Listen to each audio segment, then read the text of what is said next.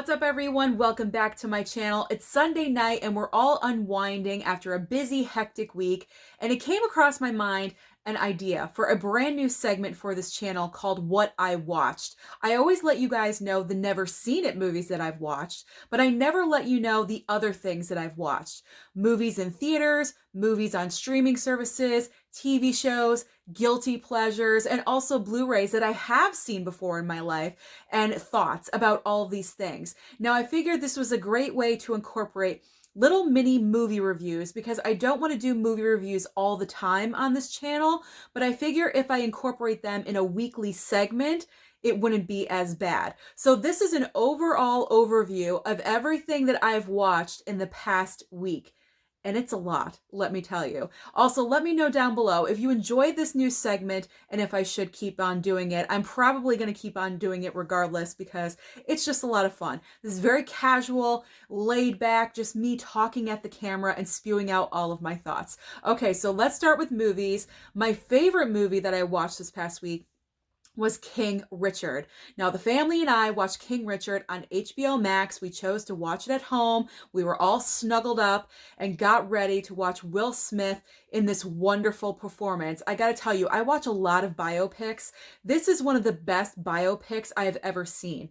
In the first 10 minutes, I was getting emotional, and that's due to Will Smith's performance. He embodies Richard Williams. If you are unfamiliar with what King Richard is about, it is about Richard Williams, who is the father of Venus and Serena Williams. He had this plan for them before they were even born, actually, of turning them into tennis stars and how they were going to do this. And he had a roadmap on how to get them there. And this is the story of how that became to be. Now, I do have to say the film does mainly focus on Venus's career. Serena is kind of put towards the wayside, she's like the B storyline, and it mainly focuses on Venus. But this is a wonderful biopic. If you have not seen King Richard yet, please choose to do so, whether it's at home on HBO Max or in theaters. Please catch it. Do yourselves a favor. Will Smith puts in the performance of a lifetime. He's probably going to get recognized during this award season, and I cannot wait for him to do so. The next movie I'm going to talk about is Spencer. I went to the movie theater with Mama Blu-ray, and we saw Spencer together.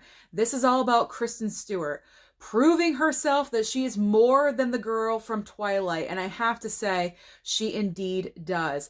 This movie is depressing. I'm not going to sugarcoat it whatsoever. This movie is very difficult to watch because we know the tip of the iceberg of what Princess Diana went through when she was a part of the royal family. This movie takes place over Christmas, over 3 days, Christmas Eve, Christmas, and then Boxing Day is the day after Christmas over in the UK. And it's all about her feeling at that time during these 3 days. Now, it's not an absolute true telling. They do say it's kind of like a fable, if you will, but it's very difficult to watch. It's so emotional because she had no say in what she could do. She was always on a time schedule. They always had the say. She could never choose what she was wearing. I can't even imagine living like that. And the stress, knowing her husband was having an affair with somebody else and her having to put on a happy face all the time. I can't even imagine it. Kristen Stewart puts in the performance of a lifetime. Seriously, at some points you actually think that you're looking at Princess Diana, just the way she cocks her head and goes like this and nudges down. She embodies the whole package of Princess Diana very, very well. And it goes in depth of her issues and her problems. It's extremely informative. And it is difficult to watch, but I think it's necessary for us to understand what she was actually going through. So King Richard is my favorite from this week, but Spencer is right there behind it. So a couple of nights ago at home, I watched The Power of the Dog on Netflix, starring Benedict Cumberbatch and also Kirsten Dunst. This one was interesting.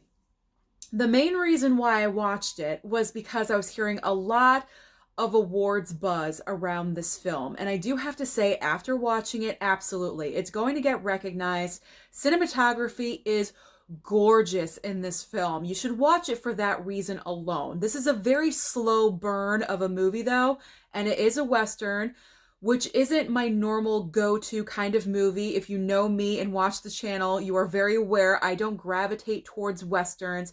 However, with this movie, there were a little bit of secrets and I wanted to know more. And the problem I have with this film, the only real issue is that I didn't feel that there were enough secrets. Like, I love twists and twisty endings, and there is a twisty ending, just a little bit. You kind of don't see it coming. It kind of just like slaps you in the face like that, just a little bit. I wanted more because I felt like we were on the right track, and it was very slow burn, but I wanted to be so satisfying. It was so close. It was almost there. Benedict Cumberbatch puts in such an amazing performance. He plays this cowboy, this rancher, that is so intimidating to Kirsten Dunst, who marries his brother. He just wants to get underneath her skin so badly, and he does it in such a way. He got underneath my skin. He was so just wretched, just absolutely wretched. So he's most likely going to get recognized as well. All of these movies are going to be in award season this year. I can pretty much guarantee it. So now let's move on to TV. What have I been watching for TV? Well, obviously, being a Marvel girl, I watched Hawkeye, episode 3. Why is everyone dogging this show? I love Hawkeye. I personally think WandaVision is the best one for me so far. And then it's Hawkeye. I'm having a great time with Hawkeye. I think Jeremy Renner and Haley Steinfeld have absolutely wonderful chemistry with each other. It's natural. They play off of each other extremely well. It's a lot of fun. The whole scene in the car in this last episode, it just upped the series for me. It was just absolutely great. So I'm really enjoying Hawkeye. Let me know down below what you guys are thinking of it. But the other TV show that I've been binging for the past few months, Sons of Anarchy. Now, I have seen this series before a couple of years ago, and I thought it was time to revisit it because I did enjoy it so much. So I've been working on it the past couple of months, watching a few episodes every single night. I just watched another one. I have 2 more and I am done with the entire series. This is definitely one of my favorite series of all time. I think it's brilliantly written. It's a modern day Hamlet is what it is. It's absolutely incredible. I love Charlie Hunnam for, the obvious reasons. He's so fantastic looking, but he's also great as Jax Teller. I can't imagine anyone else playing the role. Everyone in this series you get attached to in some kind of way. So if you haven't seen Sons of Anarchy and you have Hulu, you can stream it over there because that's what I have been doing. So what have I been watching for Blu-rays that I have seen before that aren't never seen it? So I'm going to show you really quickly what I've been watching. All right. So in preparation for Spider-Man No Way Home, we have to revisit. So I watched all 3 of the Spider-Man of the original Tobey Maguire trilogy. So Mama Blu-ray, Daddy Blu-ray, and I watching it as a family all together. So we accomplished that. And once I do my Cyber Monday unboxing, then I can start watching the amazing Spider-Man movies on 4K. So I'm looking forward to that. Up next is a nostalgic pick.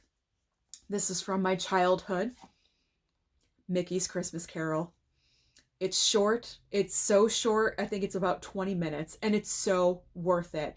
I literally went back in time when I was watching this in my brain. I remembered every single little frame of this little short movie. I absolutely love and adore it. It's so worth it. It's so worth it. I love that. Up next is Four Christmases. This is material for a future video that I'm going to do. All I'm going to say is yikes. That's all I'm going to say. That'll give you a clue of where I'm going with that. And then the last movie that I've been watching that I have seen is Love, the Coopers. Either people love this movie or they absolutely hate this movie. And let's just say it's research for a future video. So what have I been watching for guilty pleasures. Yes, I have guilty pleasures as well. I don't watch everything that is award worthy.